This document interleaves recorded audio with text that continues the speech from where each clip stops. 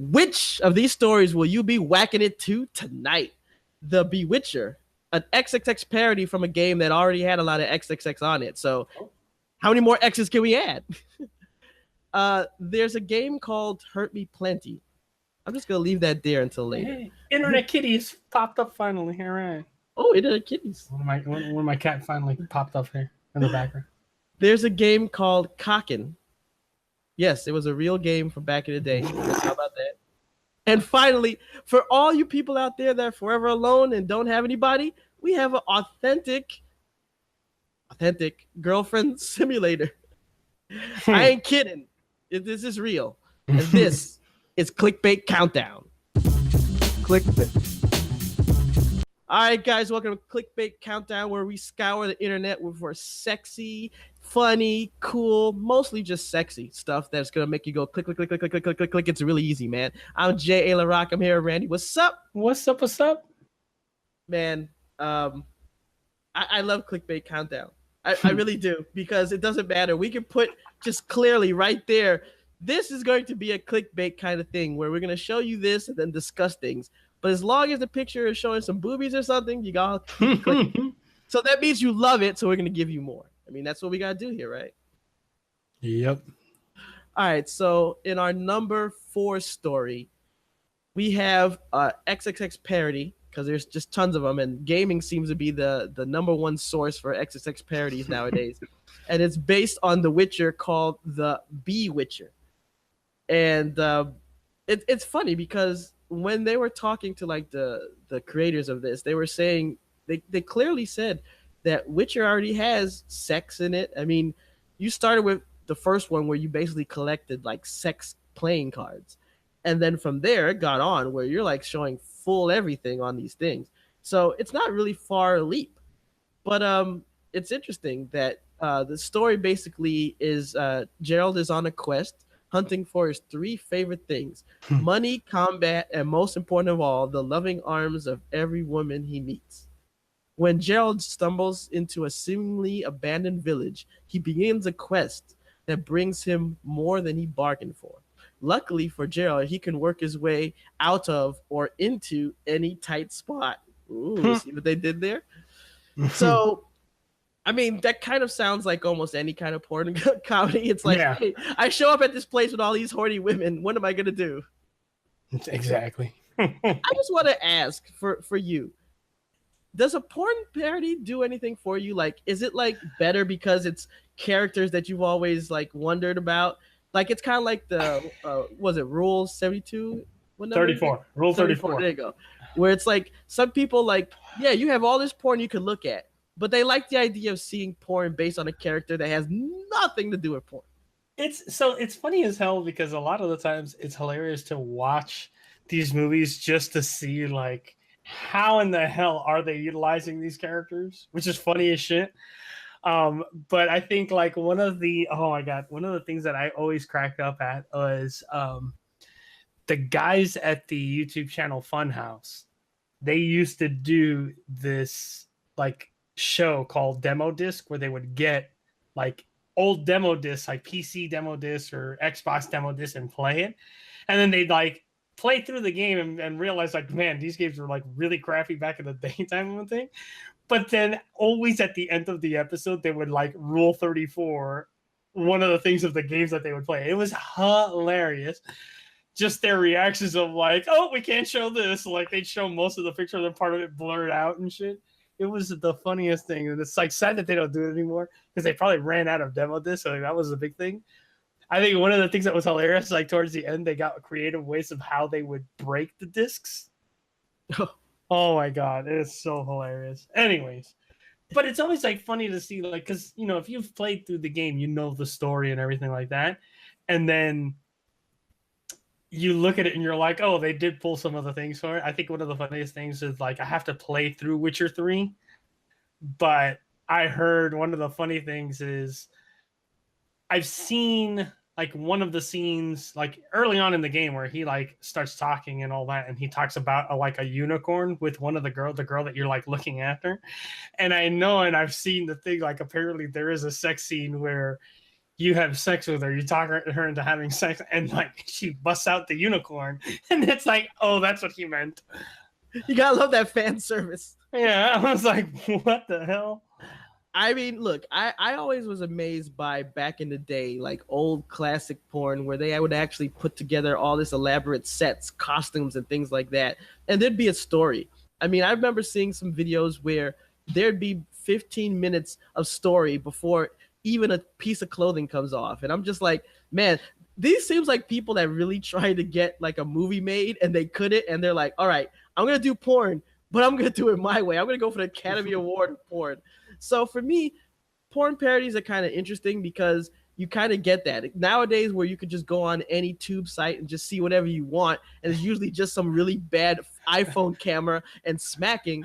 These people actually put together a story and costumes and sets and designs. So you know that. And let me give you a a bad flashback. Stroke him on. Oh, Oh, no. It cannot be unseen. No, I cannot. Oh my god, dude! When I first saw that, holy Christ! And I guess that if they get people that actually look similar to the characters, you know that's fap worthy.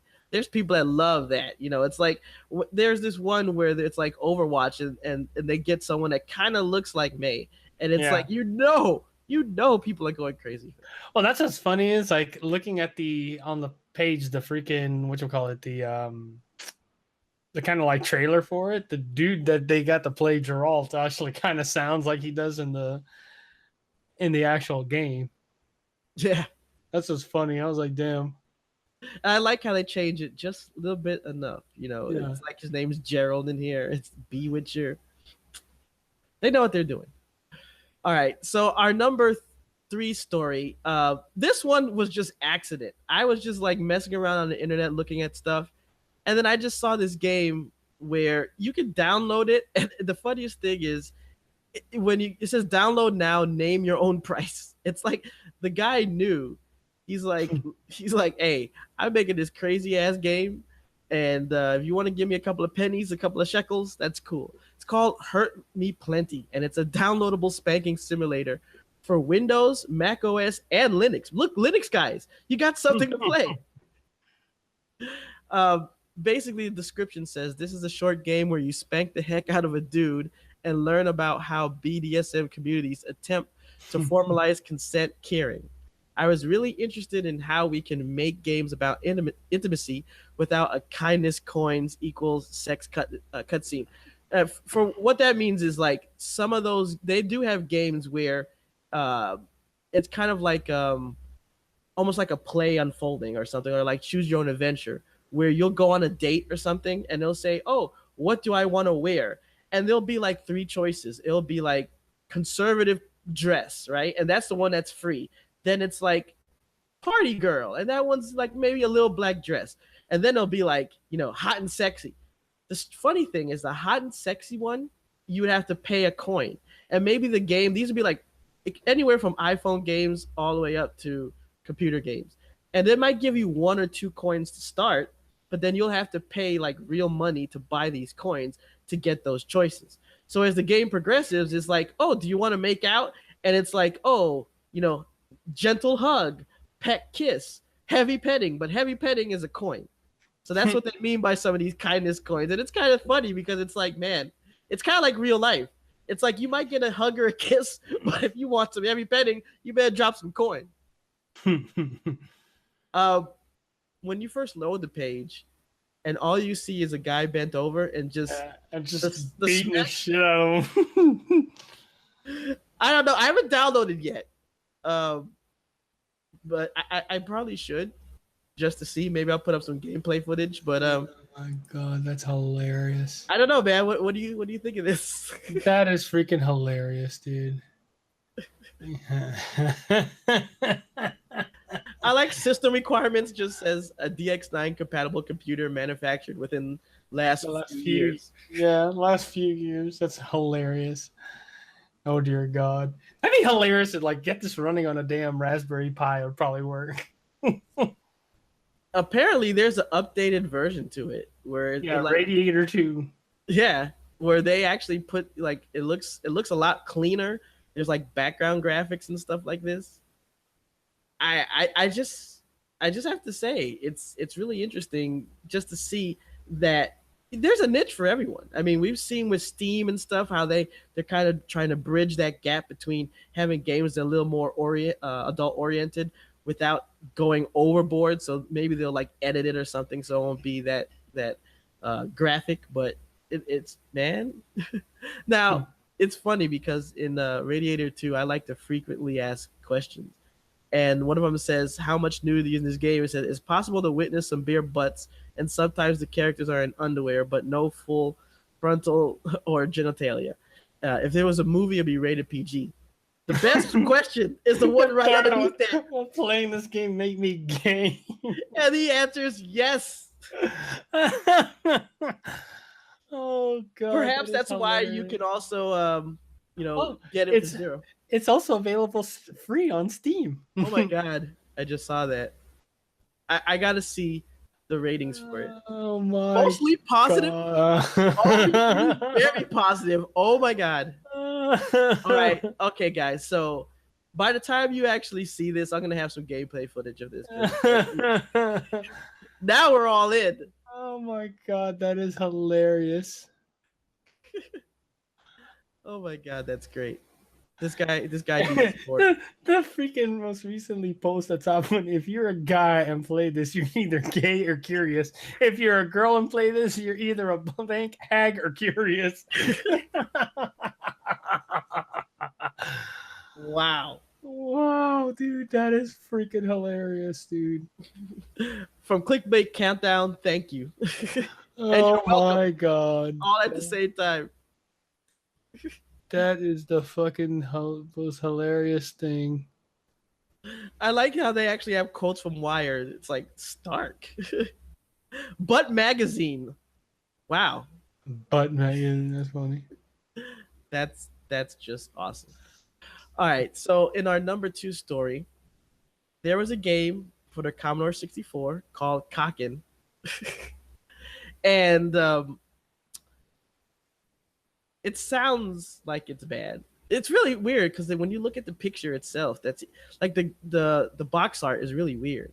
Like it almost reminds me of like something you'd see like on a French art movie. Like, like it's called Cockin, and then you just see like 2 people that look weird. It looks like they're wearing like, chicken heads or something. There's a fish there.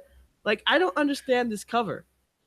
Like, if you saw this cover, what would you think the game was about? I like literally the first 2 lines is Cockin for the Commodore 64 and Spectrum. You take the eggs and then the fish bites you on the elbow and then you wear chicken hats and what? Exactly. I remember going, like, one of my first semesters in film school, we were doing like international film was one of the classes, and they were like showing this like French film, and it was like just a bunch of just crazy like different things going on, like someone smoking a cigar and then their eye explodes, and then they're jumping out of a window into a garbage can which they set on fire, and it's like this. And the worst part is the movie was like an hour and a half of this shit, and it's like just music and weird sound effects. There was not one word of dialogue. And when I see this is what I think of is that. Yeah. It says the actual game has you playing as a cock, a chicken, protecting your brood of eggs from things like rats and foxes. And when you find the moment, you can wander off screen and have sex with chickens. Oh wow! I didn't know you could actually have sex with chickens. That's cool. So that's the thing that's funny about that game is this was proof pure that back in the days of the Atari and the Commodore 64, box art was just weird as shit. Like had nothing to do with the game. They didn't know what to do. I mean, it's interesting because they say that the alternate title was Chicken Chase, which I mean that kind of makes more sense. Yeah. I mean, that wouldn't help the cover art because you'd still be like, wait, what? But yeah. And as far as what you were saying, I remember some of the first adult games. I mean, everyone knows Custard Revenge, but yeah, they had games like on the Amiga and the Atari computer and things like that, where they had sex games going all the way back into like the 80s. So I mean, this is nothing new, even though this one isn't technically a sex game.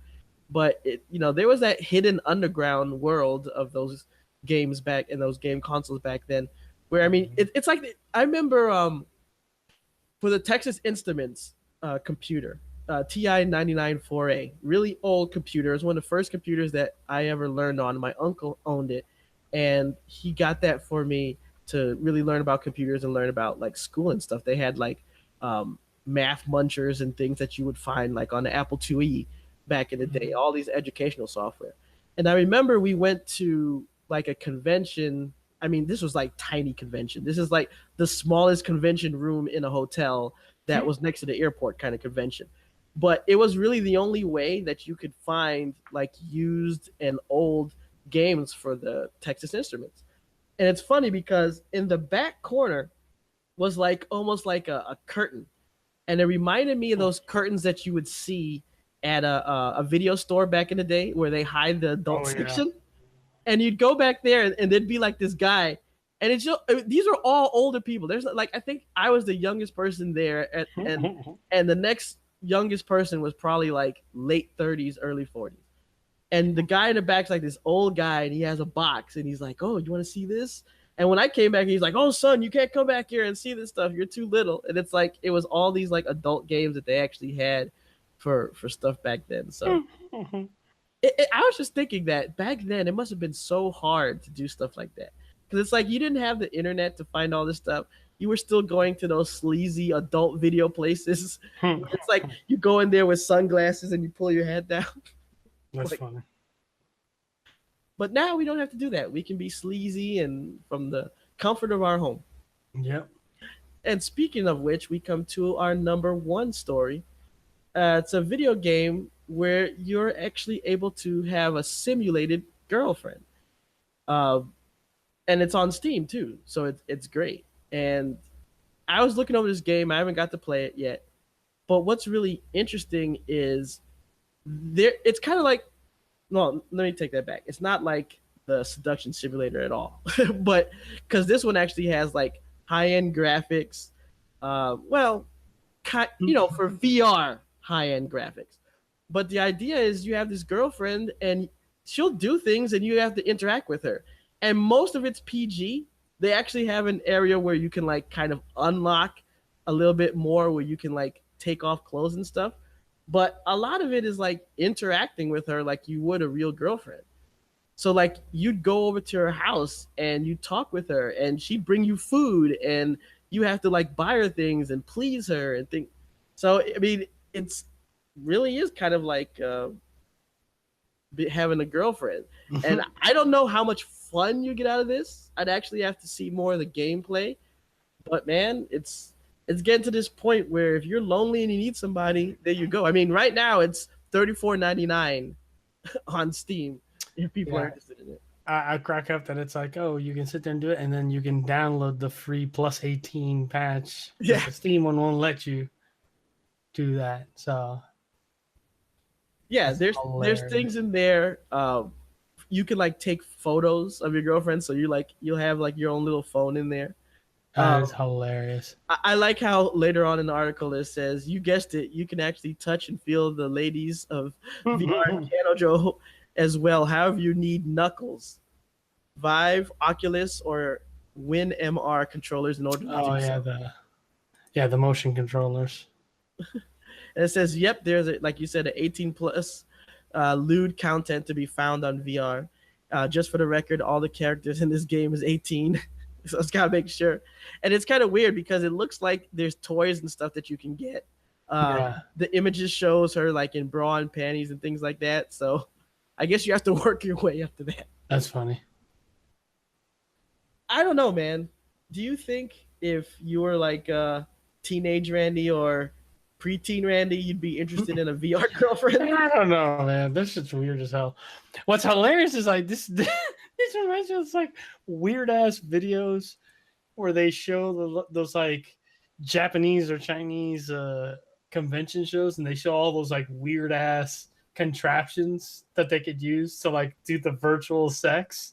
Yeah. And like the famous one is the one of the dude laid down with the VR goggles, and then basically it's like a upper torso of the thing, and it sits on you, and it's like you see him like grabbing her boobs, and then it's like he's having sex with her. You can tell the robot is like stroking it, and I was like, Jesus, bro.